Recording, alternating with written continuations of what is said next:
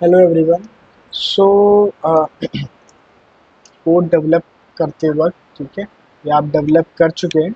सो अगर कोडिंग को, जो हमारा कोड है, जो हमारा सॉफ्टवेयर है, वो हमने अच्छे से उसको डॉक्यूमेंट किया हुआ है, तो नेक्स्ट पर्सन जो उस कोड को देखने वाला है, ठीक है, तो आप किसी को हैंड ओवर देते हैं उस कोड को, नए पर्सन को, तो उसको इजी हो अंडरस्टैंड करने में कोड को, कि ये वीआई क्या कर रही है, ठीक है, इस वीआई ये कंट्रोल्स की क्या नीड है, इस कंट्रोल पे क्या वैल्यू है, तो उस चीज़ के लिए हम क्या करते हैं, डॉक्यूमेंटेशन करते हैं, ठीक है। सो सबसे पहले हम देख लेते हैं, जैसे सपोज एक न्यूमेरिक है, ठीक है। तो फर्स्ट थिंग इसमें ये है कि तो ये न्यूमेरिक है, इससे समझ ही नहीं आ रहा है कि न्यूमेरिक है, तो इसमें जो वैल्यू एंटर कर रहे हैं तो किस चीज़ की है।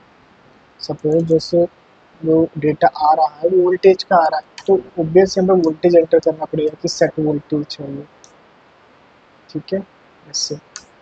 देन सेट वोल्टेज किया, उसके बाद इसमें आता है टिप स्ट्रिप एंड डिस्क्रिप्शन, ठीक है।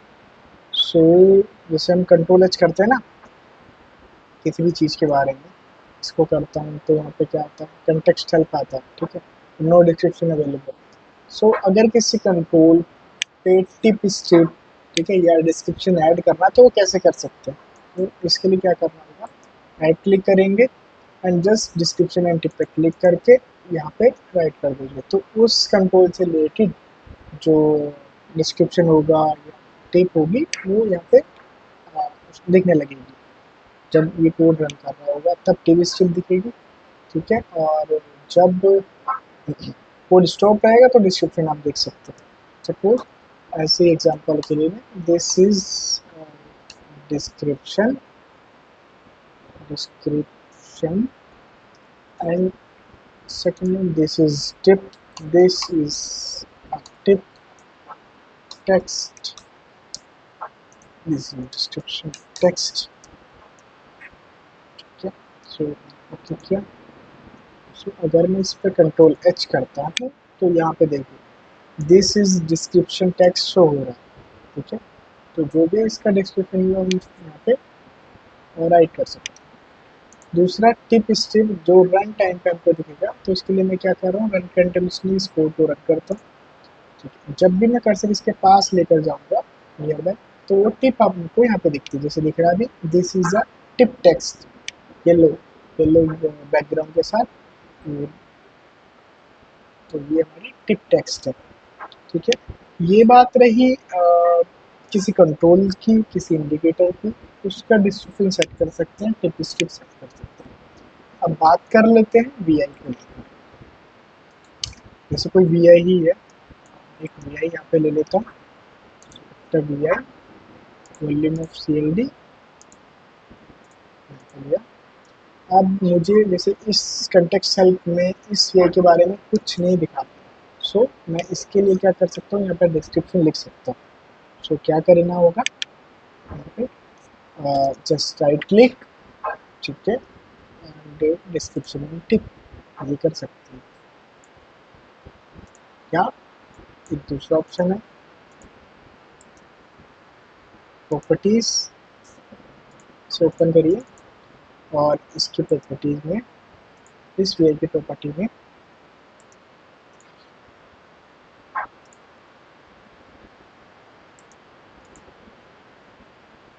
डॉक्यूमेंटेशन में जाना है, और वहाँ पे आप वी आई का डिस्क्रिप्शन दे सकते हैं, ठीक है। जैसे मैं लिख देता हूँ this is a V I, this is a sub vi which calculate the volume of a cylinder, ठीक है। जब भी मैं इसमें कंटेक्स्ट हेल्प देखूंगा, सो यहाँ पे लिख के आया this is a sub we which calculate the volume. So इस तरीके से आप क्या कर सकते हैं, किसी सब वी को, किसी कंट्रोल को डिस्क्रिप्शन दे सकते हैं कि ये कंट्रोल करता क्या है, ठीक है, यूज़ क्या है इसका। तो हम कैसे कैसे कर सकते हैं, किसी कंट्रोल है जैसे आर यहाँ लिखा हुआ समझ ही नहीं आ रहा आर से क्या है, तो लेबल भी एक तरीका है डिस्क्रिप्शन देने का, ठीक है। सो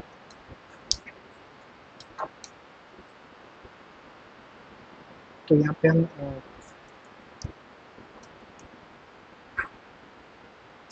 जैसे डिस्क्रिप्शन में हम जैसे लेबल दे रहे हैं, ठीक है, लेबल दे सकते हैं। सेकंड हमने क्या बताया, सेकंड हम वीआई की डिस्क्रिप्शन सेट कर सकते हैं। और तीसरी चीज़ है एक, जब हम बहुत बड़ा कोड लिखते हैं तो उसमें बहुत सारी वायरिंग हो जाती है, ठीक है। तो उस वायरिंग से समझ ही नहीं आता कि ये वायर कहाँ जा रहा है, ठीक है। सो जब हमें वो समझ ही नहीं आ रहा ये कहाँ जा रहा है, सो उसके लिए हम क्या करते हैं ना, उसके लिए उस वायर पे हम एक लेबल लगाते हैं जिससे हमें पता चलता है कि ये जो है, ये ये जो वायर जा रही है, अ, इस वायर पे कौन सा डेटा फ्लो हो रहा है, ठीक है। सो वो हम देख सकते हैं। हाइट, तो लेबल भी एक चीज़ है, लेबल क्या, डिस्क्रिप्शन, टिप स्टिप और किसी वायर पे लेबलिंग। जैसे मैं एक फॉर लूप ले लेता हूँ और एक कंट्रोल, जैसे उसको कनेक्ट किया, यहाँ से वायर लिया, मुझे इस वायर पे कुछ लेबलिंग करनी है। सो क्या करना है, visible item label and 0 integer constant, ठीक है। सो मेरे को पता चल रहा है यहाँ पे 0 इंटीजर कांस्टेंट है, आ रहा है यहाँ पे। या अगर आपको यहाँ पे कुछ डेटा आ रहा है, वोल्टेज का, करंट का, या आफ्टर मॉडिफाइंग समथिंग, तो वो आप यहाँ लिख सकते हैं जिससे आपको इजी होगा जानना क्या वैल्यूज़ क्या, ठीक है। तो आप इस तरीके से अपनी वीआई को डॉक्यूमेंट कर सकते हैं, ओके। तो ये तो रहा डॉक्यूमेंट का पार्ट। देन सेकंड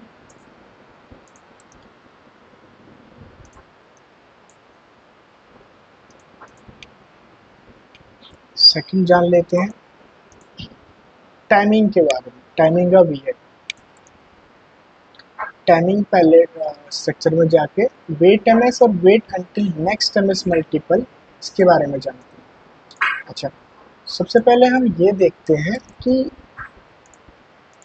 जब मैं इस फोर लूप को कंटिन्यूसली रन करता हूँ, ठीक है, रन किया देन स्टॉप किया, सो ये कितनी बार चल चुका है, ऑलमोस्ट 25 मिलियन टाइम्स ये चल चुका है, उससे ज़्यादा, ठीक है। सो इसका मतलब क्या है, इसका मतलब ये है कि ये जब लूप चल रहा है तो ये मोस्टली जो रिसोर्सेज यूज कर रहा है, प्रोसेसर जो अपना रिसोर्सेज यूज कर रहा है वो इस लूप को चलाने में कर रहा है। सो हमको करना क्या है, जो हम अभी टाइमिंग ऑफ वी की बात कर रहे हैं इसमें वेट एम एस यूज़ करेंगे। सो होता क्या है, सपोज कि आप कोई डेटा रिकॉर्ड कर रहे हैं, डेटा एक्वायर कर रहे हैं, आपको पता है कि वो डेटा इतने सेकंड्स बाद आ रहा है, ठीक है। तो ये उसकी डेटा रीड करने की कैपेबिलिटी है। सपोज एक सेकंड बाद एक एक टेम्परेचर आप रीड कर रहे हैं, सो मैं क्या करूँगा, हर एक एक सेकंड मतलब एक सेकंड बाद, हर एक सेकंड के इंटरवल के बाद मुझे रीड की ज़रूरत पड़ रही है, उसी समय मैं चाह रहा हूँ कि तब वाइल लूप की आइटरेशन हो हर एक सेकंड बाद। लेकिन यहाँ पे क्या हो रहा है, यहाँ पे ये लूप चल जा रहा है माइक्रो में, माइक्रो से भी ज़्यादा, ठीक है। सो इसमें क्या हो रहा है, मेरा प्रोसेसर बहुत ज़्यादा यूटिलाइज वो हो रहा है, यूज़ हो रहा है। तो मैं क्या करूँगा, प्रोसेसर को फ्री करने के लिए कि जब मेरे को नीड है उसी समय मैं इस प्रोसेसर को यूज़ करूँ, ठीक है, सिस्टम के प्रोसेसर को। तो उसको फ्री करने के लिए, यूटिलाइज करने के लिए मैं वेट एम एस का यूज़ करूँगा। ये भी आई क्या करती है, ये भी आई आप कहीं भी इसको लगाएंगे, जैसे मैंने अभी वाइल लूप में लगा रखा है। सो ये क्या कर रहा है इसमें कि अभी जो आइट्रेशन है वाइल लूप की, वो अभी पहले डिफाइंड नहीं थी, वो तो इन्फाना जितना मैक्सिमम स्पीड से चल सकती थी, आइट्रेट हो सकती थी, वो चल रही थी, ठीक है।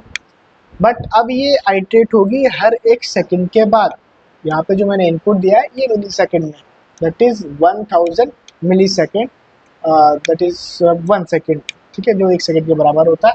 सो अब ये आइट्रेशन जो होगी वो 1 सेकेंड में होगी, मतलब पहले अब हुआ, तो अब जब दूसरी आइट्रेशन होगी वो 1 सेकेंड बाद होगी। तो इन बिटवीन 1 सेकेंड हमारा जो सीपीयू है वो कुछ और काम कर लेगा, ठीक है, वो फ्री रहेगा। तो उस समय क्या होता है, ये जो हमने वेट एमएस यूज़ करा है, ये उस टाइम के लिए जब हम यूज़ नहीं कर रहे होते हैं, तो ये इस वे को ब्लॉक करके प्रोसेसर को फ्री करता है और प्रोसेसर अपना अनदर टास्क जो है वो ख़त्म कर लेता है, ठीक है। सिर्फ हम लेब ही नहीं चला रहे हैं सिस्टम पे, और भी चीज़ें हो रही होती है, तो उसके लिए सिस्टम फ्री रहता है। अदरवाइज हम कंटिन्यूसली 4-5 लूप लगा और ऐसे चलने लगे तो हैंगिंग के इशू आते हैं, ठीक है। सो हाँ, इसका एक और चीज़ें बता देता हूँ मैं। जैसे ये फ्रेम है, इसमें कोई ऑपरेशन परफॉर्म हो रहा है, that is X Y Z, ठीक है। सो इसमें ये क्या करेगा, अब जो लूप आइट्रेशन है, सपोज एक्स वाई जेड जो मैं कैलकुलेशन कर रहा हूँ, जो भी प्रोसेस कर रहा हूँ, उसको टाइम लग रहा है 500 सेकेंड, 500 मिली सेकेंड का टाइम लग रहा है, ठीक है। तो ये क्या करेगा, ये वेट एम एस जो ये है, ये क्लॉक दिख रही है आपको, ये इस लूप को मजबूर करेगा कि 1 सेकेंड बाद ही आइट्रेट हो, ठीक है। जैसे 500 मिली सेकेंड इसने टाइम लिया, कैलकुलेट हुआ, तो बाकी 500 मिली सेकेंड फ्री करेगा और देन नेक्स्ट फिर इसको आइट्रेट करेगा लूप को, ठीक है। जैसे 500 मिली सेकेंड का ये था, ठीक है, तो बाकी 500 मिली सेकेंड के लिए सीपीयू अपने कुछ और काम कर लेगा, देन फिर वापस से 1 सेकेंड बाद इसको यूज़ करेगा। सपोज अगर ये एक्स वाई जेड जो है, ये जो प्रोसेस हो रहा है, ये 1000 मिली सेकेंड से, मतलब 1 सेकेंड से ज़्यादा टाइम ले रहा है, तो उस केस में क्या होगा, उस केस में क्या ये लूप 1 सेकेंड बाद आइट्रेट हो जाएगा? नहीं। तो जितना मैक्सिमम टाइम लग रहा है इसको एग्जीक्यूशन होने में, 1 सेकेंड से ज़्यादा, उतना तो लेगा ही लेगा, तब इसका कोई रोल नहीं रह जाता, ठीक है। तब इसका रोल नहीं रह जाता, फिर इससे मिनिमम में हो जा रहा है, मिनिमम टाइम में हो जा रहा है, तो उसको एग्जैक्ट उसी टाइम के अंदर आइट्रेट कराने की रिस्पॉन्सिबिलिटी इसकी है, लेकिन उसे ज़्यादा टाइम लग रहा है तो फिर ये उसको केयर नहीं करता, ठीक है। देन एक और हमारे पास वी आई है जो कि है वेट अंटिल नेक्स्ट मल्टीपल, ठीक है। ये भी हम इसीलिए यूज़ करते हैं कि सीपीयू की जो रिसोर्सेज यूज़ कर रहा है उसको फ्री कर सकें, ठीक है। अगर लेकिन इसमें एक चीज़ है, इसमें क्या चीज़ है, जैसे 1000 मैंने यहाँ सेट किया, इसको अभी के लिए हटा देते हैं। तो अब ये क्या होगा कि जैसे 500 मिली सेकेंड है, ठीक है, 500 मिली सेकेंड में एक्स वाई एग्जीक्यूशन कुछ हो रहा है, बाकी के 500 मिली सेकेंड फ्री है, तो क्या होगा, जब 1000 मिली सेकेंड होंगे तो नेक्स्ट आइट्रेट करेगा, दैट इज़ ओके। बट अगर इसने 1200 मिली सेकेंड ले लिया, तो उस केस में क्या करेगा, ये 1200 मिली सेकेंड बाद आइट्रेट नहीं होगा लूप, ये अब 2000 पे होगा। क्यों? क्योंकि इसका अगर वी आई का देखें, ये जो वी आई करती है, ये वेट करती है कब तक, जब तक कि नेक्स्ट मल्टीपल ना मिल जाए उसको। अभी अगर 1000 है तो नेक्स्ट 2000 पे उसको वो आइट्रेट करेगी। 1200 मिली सेकेंड का अगर आपका प्रोसेस हुआ है, तो अब जो वो नेक्स्ट आइट्रेट करेगी, जो लूप घुमाएगी, तो वो जो लूप घूमेगा वो 2000 मिली सेकेंड बाद घूमेगा, ठीक है। तो यहाँ पर हम जो टाइमिंग का वी आई है उसको इस तरीके से यूज़ कर सकते हैं, ठीक है। बस इन दोनों में यही डिफरेंस है कि ये नेक्स्ट मल्टीपल होता है, मतलब जो भी आपने टाइमिंग सेट करी है ये उसके मल्टीपल में काम करता है, या तो उस टाइम के अंदर अंदर हो जाए तो उतना टाइम लेगा, अगर ज़्यादा टाइम लग जाता है तो थोड़ा सा ज़्यादा, तो उसका जब नेक्स्ट मल्टीपल होगा उतने टाइम बाद वो आइट्रेट करेगा। Wait next until next multiple का ये काम है। जबकि वेट एम एस क्या कर रहा है, वेट एम एस जितना उसको टाइम हमने सेट किया, जैसे 1000 मिली सेकेंड, तो ये 1000 मिली सेकेंड बाद ही आइट्रेट होगा, उससे पहले नहीं हो सकता। मतलब लूप की आइट्रेशन जो होगी वो 1 सेकेंड बाद होगा, ठीक है। और तब तक के लिए क्या करता है, ये उसको होल्ड करके रखता है वी आई। ठीक है। तो इससे क्या होता है, इन दोनों को यूज़ करने का मेन रीज़न यही है कि हम अपनी सीपीयू को फ्री कर सकें। ठीक है, सीपीयू रिसोर्सेज को फ्री कर सकें, इसीलिए हम इनको यूज़ करते हैं। ठीक है, देन नेक्स्ट मूव करते हैं फ्लोटिंग डेटा। फ्लोटिंग डेटा जिसमें हमारा ग्राफ आ जाता है। ठीक है, ग्राफ पे चलते हैं। सबसे पहले हम चलो ठीक है, ग्राफ देख लेते हैं।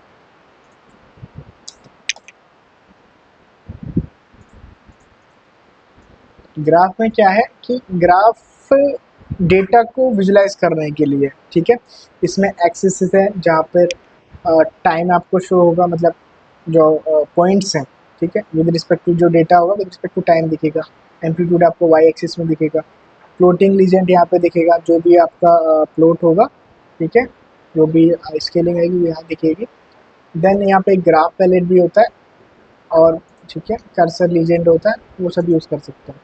यहाँ पर जैसे ये आप देख रहे हैं, इसको जूम करने के लिए, जो भी प्लॉट हो ड्रॉ हो रहा हो, ये वर्टिकली जूम करने के लिए, ठीक है, और ये हॉरिजेंटली जूम करने के लिए, ठीक है, इसके लिए ये हैंड है जिसको आप आगे पीछे कर सकते हैं अगर देखना है कि आगे क्या है और पीछे क्या प्लॉट हो रखा है उसके लिए।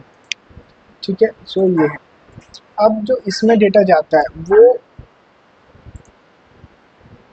जाता है एरे के फॉर्म में।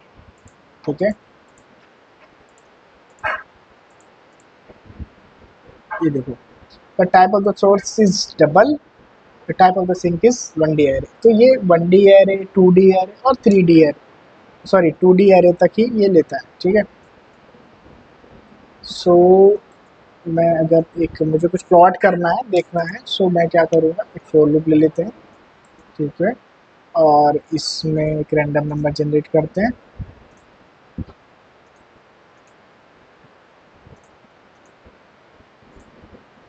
देन इसको 10 बार रन करते हैं।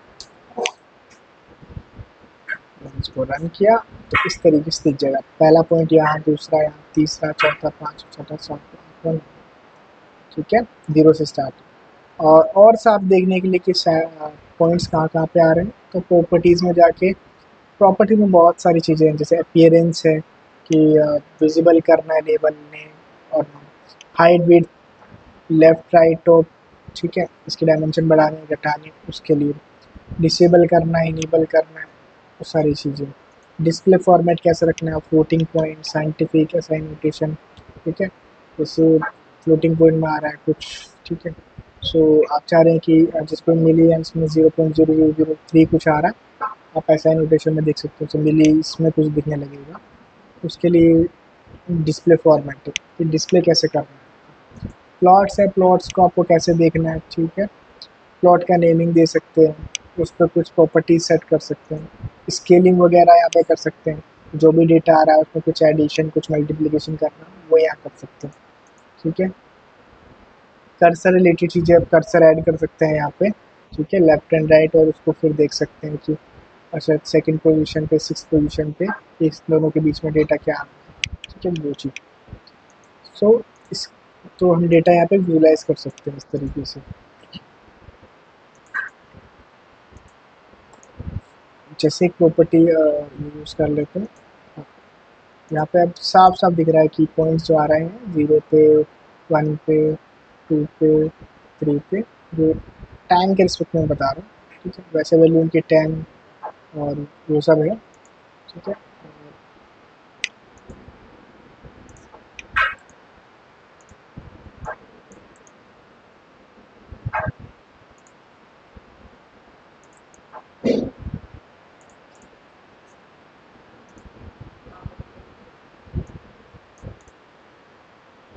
ठीक है, ये जो एरे है, ये एरे की वैल्यू ही यहाँ पे शो कर रहा है। ठीक है, और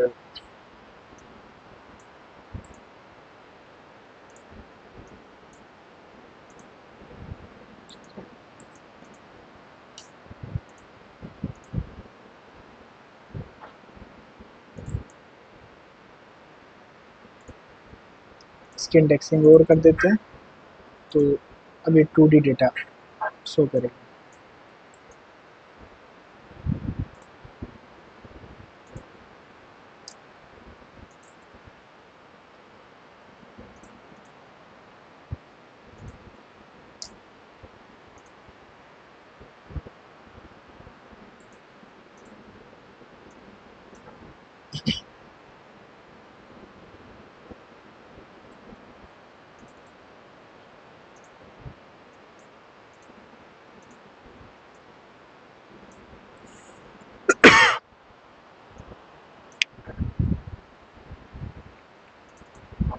दो चैनल का डेटा करते हैं, ठीक है।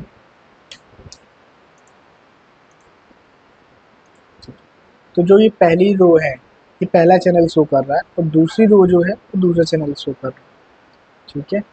सो इस तरीके से हम 2, 3, 4 जितने चैनल का डेटा चाहें वहाँ देख सकते हैं, विजुलाइज कर सकते हैं, ठीक है। कुछ प्रॉपर्टी सेट करनी है, कर्सर सेट करनी है, प्लॉट्स का कलर, ये सारी चीज़ें हम कर सकते हैं बाय प्रॉपर्टी नोड, या फिर हम इसकी प्रॉपर्टी में जाके, ग्राफ की प्रॉपर्टी में जाके सेट कर सकते हैं, ठीक है। जैसे प्लॉट 0 है, प्लॉट 1 पे भी यही चीज़ करनी है, तो ये कलर चेंज करना है, कलर चेंज कर सकते हैं, एक्सेट्रा एक्सेट्रा, ठीक है। ये बात हुई। अच्छा, ग्राफ में जो होता है, जैसे अभी ये जो एरे आया है, ठीक है, ये एरे जैसे करंट स्टेट में जो भी डेटा आया एज इट इज उसको ग्राफ पे दिखा देगा। अगर दोबारा कोई नया डेटा आता है तो उसके साथ अपेंड नहीं करता है, मतलब इंसर्ट नहीं करता है, पुराने वाले को इरेज करके नया वाला डेटा शो करने लगता है, ठीक है। ये ग्राफ में होता है। जबकि चार्ट में क्या होता है, एक चार्ट होता है, ठीक है, वो भी ग्राफ जैसे ही दिखता है, लेकिन वो हिस्ट्री कंटेन करके रखता है, ठीक है। हिस्ट्री, ये वेवफॉर्म चार्ट होता है।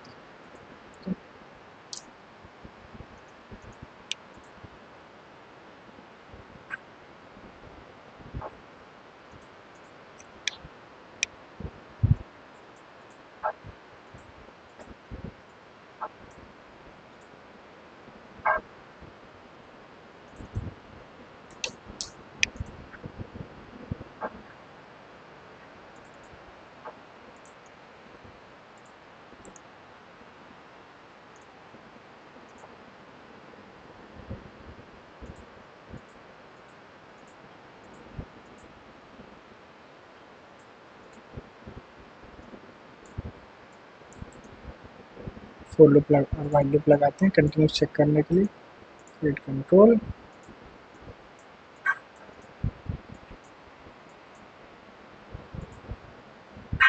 बहुत फास्ट चल रहा है, इसको स्लो करते हैं। टाइम,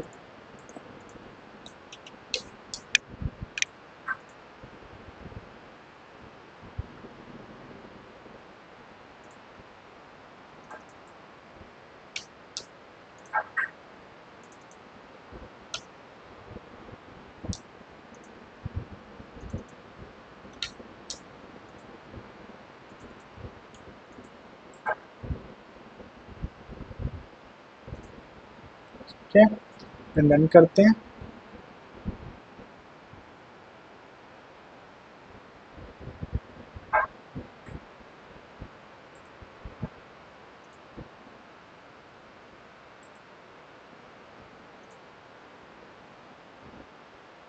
ठीक है, ये देखिए, जैसे चार्ट का नया डेटा आ रहा है तो उसको क्या कर रहा है, ये डिलीट नहीं कर रहा है, ठीक है। उसको स्टोर करके रखता है।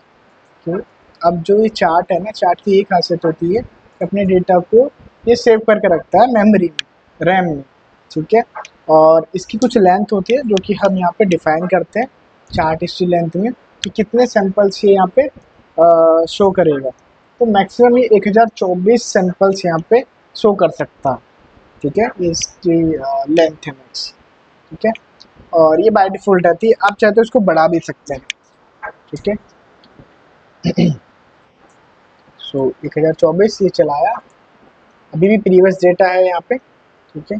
और अगर मैं जैसे अभी मैंने 1024 है, इसको अगर मैं चेंज कर दूँ और इसको कर देते हैं 50, देन ये आफ्टर 50 मतलब 50 डेटा आने के बाद ये क्या होगा, लास्ट के 10 डेटा निकाल देगा और जो नए डेटा आएंगे उसको अपेंड कर देगा। जैसे 10 आए, 20, 30, 40, 50, देन पुराना डेटा इरेज, ये देखिए 30, बीच में कितने हैं, 85 पॉइंट है, ठीक है। तो ये चीज़ करते हैं, ठीक है। और चार्ट के भी कुछ टाइप्स हैं, ठीक है, वो भी देख लेते हैं। सेम इसमें भी है, एम्पलीट्यूड को चेंज कर सकते हैं आप, ठीक है, जो लेबल है एक्सिस का, वाई एक्सिस का, यहाँ पे आपको with respect to time data दिखता है एम्पलीट्यूड, ठीक है, इसका लेबल चेंज कर सकते हैं, फ्लोट लीजेंड, ठीक है, यहाँ पे आप फ्लोट का कलर, प्रॉपर्टीज़ वगैरह चेंज कर सकते हैं। इसका भी ग्राफ पैलेट है, ठीक है, जिसमें जूम इन जूम आउट और वो सारी चीज़ें कर सकते हैं, ठीक है। सेम प्रॉपर्टी इसकी जैसे ग्राफ के साथ थी, ठीक है, अपीयरेंस सेम, डिस्प्ले फॉर्मेट, बस दोनों में यही डिफरेंस है कि ये हिस्ट्री कंटेन करके रखता है, जबकि ग्राफ ऑन द स्पॉट जो डेटा आता है उसको शो करता है, ठीक है, प्रीवियस डेटा को शो नहीं करता है, जबकि प्रीवियस डेटा को शो करता है और उसे सेव करके रखता है। इतनी हम history chart history length define करके रखते हैं। देन अब ये देख लेते हैं कि कितने टाइप हैं इसकी। चार्ट के 3 टाइप हैं, strip chart, scope chart, sweep chart. By default ये स्ट्रिप चार्ट रहता है। इसका मतलब क्या है कि जैसे अभी 50 सैंपल यहाँ पे ले रहे थे, सो क्या हो रहा था कि स्टार्टिंग में 10 सैंपल आए, देन 10 सैंपल ऐड हुए, वो 20 हो गए, फिर 10 ऐड हुए 30 हो गए, फिर 10 ऐड हुए 40, फिर 10 ऐड हुए 50, ठीक है, मतलब ऐड होते हुए जा रहे हैं और ये आगे बढ़ता जा रहा है ग्राफ, ठीक है। जबकि स्कोप के केस में क्या होता है, जब स्कोप चार्ट होता है तो जब पूरा 50 वो भर जाता है, ठीक है, 50 भरने के बाद वो क्या करता है, एकदम जीरो से स्टार्ट करता है, मतलब पूरा डेटा इरेज कर देता है और जीरो से स्टार्ट होता है, फिर 50 तक जाता है। एक एग्जांपल ले रहा हूँ मैं 50 का, ठीक है, जीरो से स्टार्ट होता है, 50 तक जाता है, फिर जब नया डेटा आना स्टार्ट होता है 10-10 का, तो एकदम जीरो से स्टार्ट होता है, फिर 50 तक जाता है, ठीक है, ऐसा होता है। जबकि स्विप चार्ट में क्या होता है, स्विप चार्ट सेम है इसकी तरह, स्कोप चार्ट की तरह, बट इसमें वर्टिकल लाइन आ जाती है, जहाँ पर वो लास्ट अपडेटेड डेटा जहाँ हो रहा होता है वहाँ पर वो वर्टिकल लाइन आ जाती है, बस बाकी सेम ही है। एक बार इसको चला के देख लेते हैं।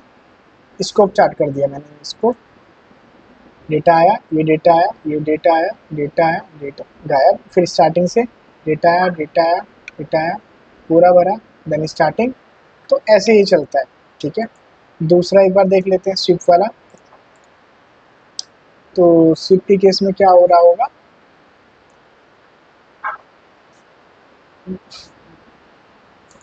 स्विप के केस में ये रेड रेड लाइन दिख रही है, ये ऐड हो जाती है, जैसे नया डेटा जो भी आ रहा है उसके साथ दिखाता जा रहा है, देन वही स्टार्टिंग से,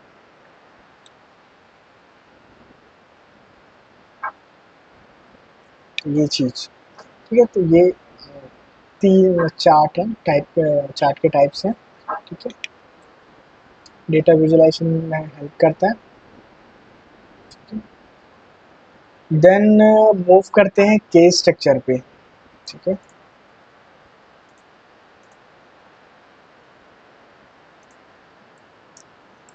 सो केस स्ट्रक्चर एक ऐसा स्ट्रक्चर है जिसमें आप कंडीशन दे सकते हैं, ठीक है।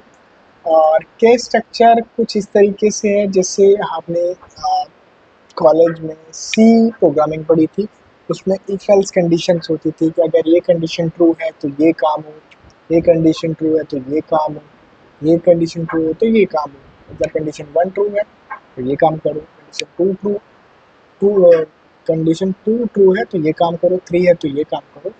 अगर कुछ भी ट्रू नहीं है तो एक डिफ़ॉल्ट केस होता था कि वो काम करो, कि लास्ट एल्स, इफ़ ये काम करो, एल इफ ये, लास्ट में एल्स, ठीक है, अगर कुछ भी नहीं मिल रहा तो ये काम करो। तो ऐसे ही केस स्ट्रक्चर है यहाँ पे जिसमें बाय डिफ़ॉल्ट जो है बूलियन कंट्रोल, बूलियन से हम इसको सेलेक्ट करते हैं, ठीक है। इससे एक एग्जांपल ले लेते हैं। तो मैंने कंस्टेंट लिए और मैं ये चाह रहा हूँ कि जब यूज़र ट्रू दे यहाँ से इस बूलियन बटन से, सो आउटपुट जो है, जो इनडिरेक्ट जो दो नंबर है यहाँ पे जो कांस्टेंट है, इनमें जो वैल्यू रहेगी उनका एडिशन होके मेरे को मिल जाए। सो ये 2 नंबर हैं, इनको ऐड किया, तो इसमें नंबर डाल देते हैं 8 3 और इसको यहाँ पे कनेक्ट कर देते हैं। और फॉल्स केस में क्या करते हैं, फॉल्स केस में हम इसको माइनस कर देते हैं,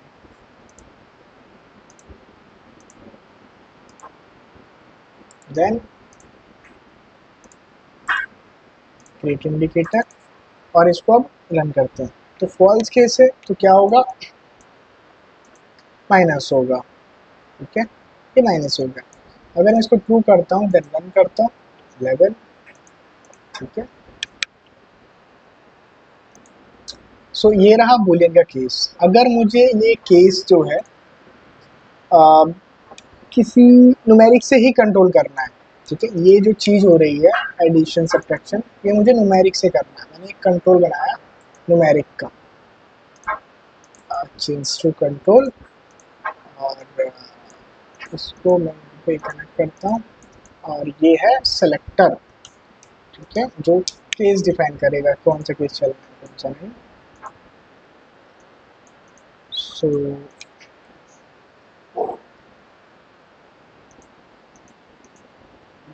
ठीक है, अब न्यूमेरिक में क्या होता है कि देखिए ट्रू फॉल्स में तो हमें पता है कि दो ही केस है, ट्रू या फॉल्स, ठीक है। कुछ एक्सेप्शन आने की नीड नहीं है इसमें, लेकिन जब हम न्यूमेरिक यूज़ करते हैं, स्ट्रिंग यूज़ करते हैं, उसमें एक्सेप्शन आ सकते हैं। कि सपोज मैं ये चाह रहा हूँ कि जब यूज़र 0 एंटर करे तो सब्ट्रैक्शन हो, और जब यूज़र 1 एंटर करे तो एडिशन हो। अब ये भी ठीक है, लेकिन यहाँ पर एरर आ गई है, ब्रोकन वी आई दिखा रहा है। क्यों दिखा रहा है एक बार चेक करते हैं। Case structure, no case for some selector wires values. इसका मतलब क्या है कि जैसे मैंने 0 दिया, सो मुझे पता है 0 पे सब्ट्रैक्शन करना है, 1 पे एडिशन करना है, लेकिन इसके अलावा कोई और वैल्यू आती है, ठीक है, 2 3 4, तो उस केस में क्या करना है। तो ये उसी के लिए डिमांड कर रहा है, क्योंकि केस स्ट्रक्चर को नहीं पता। केस स्ट्रक्चर कहता है कि मेरे को सारी वैल्यू सही सही दो, कि अगर 0 पे ये काम करना है, 1 पे ये काम करना है, तो अगर यूजर ने कुछ अगर गलती से कोई दूसरा नंबर दे दिया तो उस केस में मेरे को क्या करना है।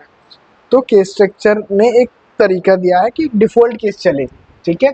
अगर कोई भी केस काम नहीं आ रहा है तो डिफ़ॉल्ट केस होता है, ठीक है, जो बाय डिफ़ॉल्ट चलता है अगर कोई भी मैच नहीं करता सेलेक्टर के साथ। सो यहाँ पे एक और जैसे ही मैंने डिफ़ॉल्ट केस बनाया एक नया, तो यहाँ पे ये जो है जो टनल है, ये बीच में जो वाइट वाइट दिख रहा है, ये इसमें कुछ वैल्यूज़ कनेक्टेड नहीं है, इस वजह से फिर से एरर दिखा रहा है कि मिसिंग असाइनमेंट टू टनल। तो इसमें हमें कुछ वैल्यू देनी पड़ेगी। तो मैं यहाँ पे बाय डिफ़ॉल्ट या तो यूज़ डिफ़ॉल्ट वाइड कर सकते हैं। इसमें क्या होगा, जैसे न्यूमेरिक है यहाँ पे इंडिकेटर, सो न्यूमेरिक के लिए बाय डिफ़ॉल्ट 0 आ जाएगा, अगर स्ट्रिंग होगी तो उसके लिए बाय डिफ़ॉल्ट एम्प्टी आ जाएगा, ठीक है। तो मैं बाय डिफ़ॉल्ट यहाँ कर देता हूँ यूज़ डिफ़ॉल्ट डिफाइन वाइड। सो ये किया, एरर चली गई, ठीक है। 0 है तो माइनस हो रहा है, 1 किया तो 11 आ रहा है, अगर 2 कर दिया या 3 कर दिया तो 0। दैट मीन्स डिफ़ॉल्ट केस चल रहा होगा। एक बार हाईलाइट एग्जीक्यूशन में भी इसको देख लेते हैं। रन किया, डिफ़ॉल्ट केस चला, कुछ नहीं, इसकी वैल्यू को 1 कर देते हैं। 1 क्या एडिशन हुआ, खत्म।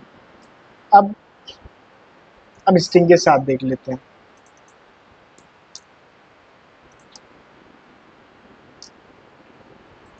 एक स्ट्रिंग ले लेते हैं, ठीक है। एक चीज़ और देख लेते हैं इसमें न्यूमेरिक में कि मैं यूज़र की ये डिमांड थी कि वैल्यू अगर 1 से 10 के बीच में आए तो एडिशन करो, और अगर 11 से 20 के बीच आए तो सब्ट्रैक्शन करो। तो इसके लिए हम क्या करते हैं कि जो मिनिमम वैल्यू है और जो मैक्सिमम वैल्यू है उसके बीच में 2 डॉट लगा देते हैं, ठीक है। उससे क्या होता है कि केस को पता चलता है कि इसके बीच में वैल्यू आएगी तो मुझे ये वाला केस चलाना है, अगर इसके बीच में वैल्यू आएगी तो ये केस चलाना है, ठीक है। ओके, जैसे 3 आया तो 3 के केस में क्या चलना चाहिए, 1 से 10, ऑब्वियस वो चला। फिर 14 एंटर किया तो अब सब्ट्रैक्शन चलना चाहिए, चला।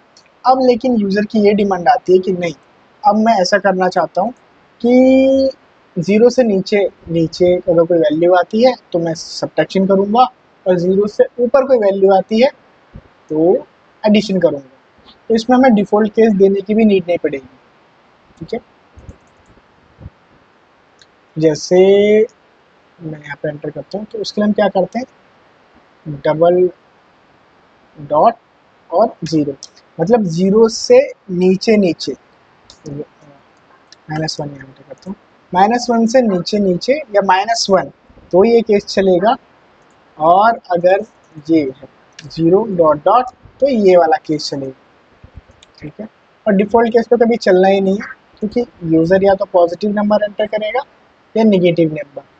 लेकिन ये तब फंस सकता है अगर सेलेक्टर पे इंटीजर ना होके कोई फ्लोटिंग वैल्यू आ जाए, तब क्या ये फंसेगा, वो भी एक बार चेक कर लेते हैं,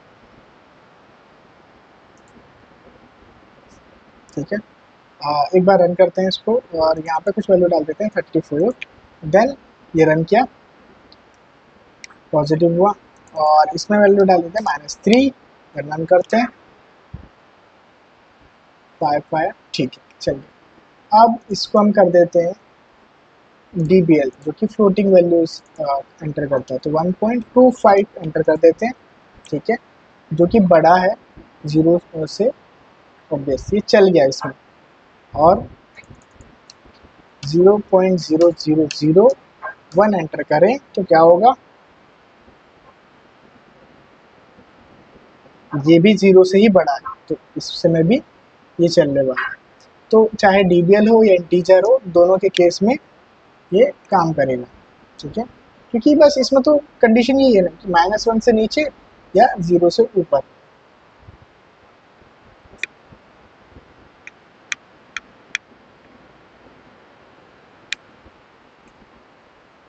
ठीक है,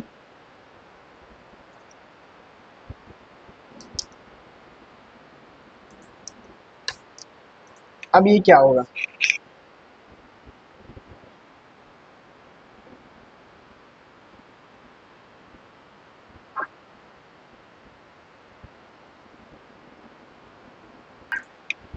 पता है ऐसा क्यों हुआ, क्यों, क्योंकि यहाँ पे जो वैल्यू जाती है, आप यहाँ DBL दे दो, ठीक है, फ्लोटिंग वैल्यू कुछ भी दे दो, कन्वर्ट होके यहाँ पे, ठीक है, जहाँ ये रेड डॉट दिख रहा है इसको कोहेरेंट डॉट बोलते हैं, ठीक है। इसमें क्या होता है ये भी बता देता हूँ कि जब आपका जो सिंक इंडिकेटर, और जो आपका सोर्स है, ठीक है, वो डिफरेंट टाइप के होते हैं, मतलब टाइप तो उनका न्यूमेरिक ही है, लेकिन एक DBL है फ्लोटिंग टाइप का है, और एक इंटीजर टाइप का है।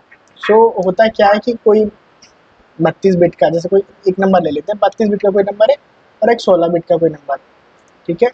सो आपका जो सोर्स है वो ज़्यादा बिट का है और सिंक कम बिट का है, तो क्या होता है कि ये एक बफर बनाता है, ठीक है, एक बाय डिफ़ॉल्ट एक बफर बनाता है, और उसको कन्वर्ट करके वहाँ से जो वैल्यू उसको इंटीजर बनाने के लिए चाहिए उतनी वैल्यू निकाल के इसमें पास कर देता है, ठीक है। ठीक है, तो कोरिजन डॉट इसलिए आता है क्योंकि बीच में एक बफर क्रिएट होता है, ठीक है। हाँ, अब हमारे वाले केस में क्या हुआ, जब हमने DBL कनेक्ट किया तो यहाँ पर क्या हुआ, DBL एक फ्लोटिंग वैल्यू है, फ्लोटिंग वैल्यू को इंटीजर में इसने कन्वर्ट कर दिया। आप चाहे माइनस में 0.00 कुछ भी दे दें, इसका मतलब ये क्या मानेगा, ज़ीरो ही मानेगा, ठीक है, इसलिए ये वाला केस चल रहा है, ठीक है। आई होप किस ये चीज़ क्लियर होगी। देन नेक्स्ट, स्ट्रिंग, हम इसको स्ट्रिंग से भी कंट्रोल कर सकते हैं। जैसे मैं यहाँ पे नेक्सस एंटर करता हूँ, देन नेक्सस एंटर करने पे क्या होना चाहिए, एडिशन होना चाहिए, तो केस मैंने चेंज किया नेक्सस, एंड NI ऐड करने पे सब्ट्रैक्शन, ठीक है। और उसको मैं कंट्रोल बना लेता हूँ, चेंज टू कंट्रोल यहाँ पे, देन इसको रन करते हैं, रन किया, नेक्सस आया, NI किया, देन सब्ट्रैक्शन हुआ, ठीक है। तो हम इसको स्ट्रिंग से भी कर सकते हैं और न्यूमेरिक से, बूलियन से, इनसे कर सकते हैं, ठीक। और भी चीज़ देख लेते हैं, कि ज़रूरी नहीं कि स्ट्रिंग एक ही हो, ठीक है। कोई दो दूसरी स्ट्रिंग जैसे एन आई है और इन है, ठीक है, एन आई से भी चले और इन से भी चले, यही केस।